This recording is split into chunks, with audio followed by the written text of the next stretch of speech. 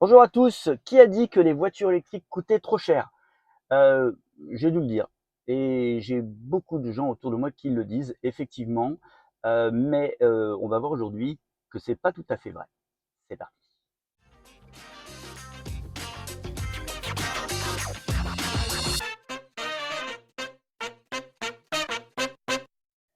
Bonjour à tous et bienvenue sur la chaîne Électromobiliste, c'est David et aujourd'hui, comme je vous l'ai dit, on va regarder si les voitures électriques sont vraiment plus chères que leur homologue, thermique. Alors, pour, étayer mes propos, je vais vous proposer 2 articles. Un premier article qui est un article qui est paru sur le rouleur électrique, hein. C'est une information, hein, qui est relayée par le rouleur électrique, donc une chaîne, dont je vous mets le lien, dans le descriptif. Et qu'est-ce qu'on apprend, donc dans cet article, hein? On apprend que la Kia Niro, un modèle qui existe en thermique et en électrique et aussi en hybride plug-in pour être précis. On apprend que la Kia Niro vient de perdre 10 000 € en prix d'achat et donc elle passe de 45 690 € à 35 690 € et elle est seulement 1 900 € plus chère que le modèle thermique, donc le modèle essence 1,6 litre GDI, qui est donc à 33 790 €. Donc la nouvelle qui est soulignée en avant, alors c'est quand même un modèle qui est excellent. Les Kia, de toute façon, les modèles coréens de Kia et de Hyundai sont parmi les plus évolués, les plus avancés. Et donc ce modèle a quand même 460 km d'autonomie WLTP avec une batterie de 65 kWh et un moteur de 150 kW, soit 204 chevaux. Voilà, avec une garantie de 7 ans. Donc c'est quand même un excellent choix comme voiture électrique. Le seul problème qu'on pourrait voir auprès de cette voiture, c'est la vitesse de charge qui est un petit peu lente, hein. Elle est à 70 kW, 77 kW exactement, pour une recharge rapide. C'est un petit peu lent, mais il faut convenir quand même qu'avec une telle autonomie, des recharges, vous en ferez pas beaucoup, sauf bien sûr sur les grands trajets de vacances, par exemple. Et donc, je pense que c'est une concession qu'on peut faire, sachant que la Kia Niro, hein, comme toutes les modèles, les Kia et les Hyundai, de base, tous les modèles sont extrêmement bien dotés, il y a beaucoup d'options. L'autre article hein, que je voulais partager avec vous, c'est un article audio que je vous encourage à écouter, qui a été diffusé sur France Culture, un petit podcast de 8 minutes.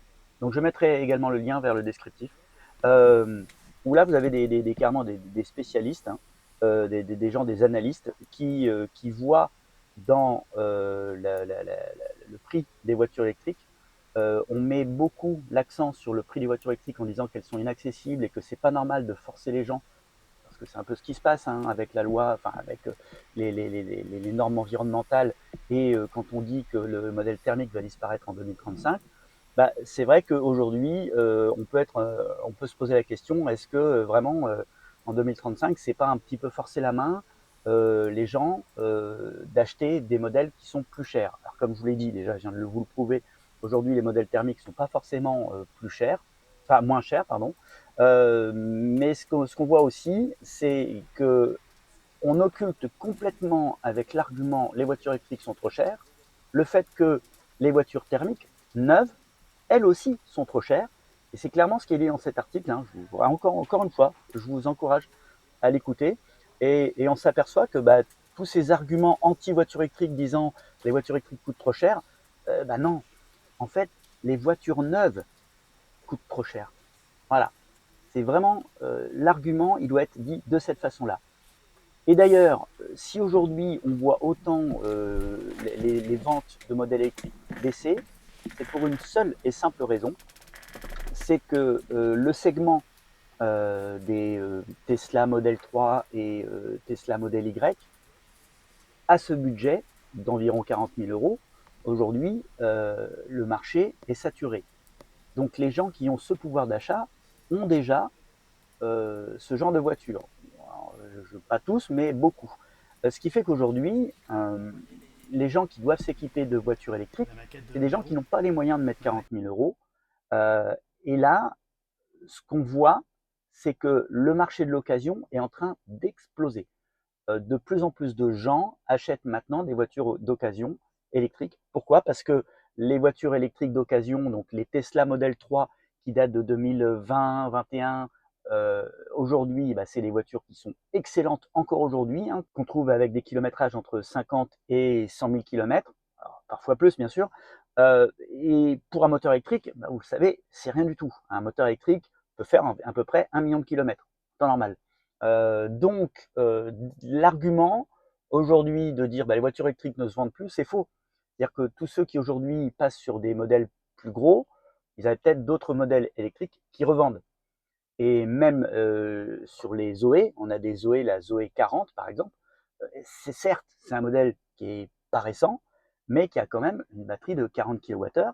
Et pour rappel, beaucoup de gens ont 2 voitures à domicile, une petite voiture pour les trajets du quotidien et une deuxième voiture bah, parce qu'on est 2 à travailler et qui va également servir de voiture pour les gros trajets des vacances.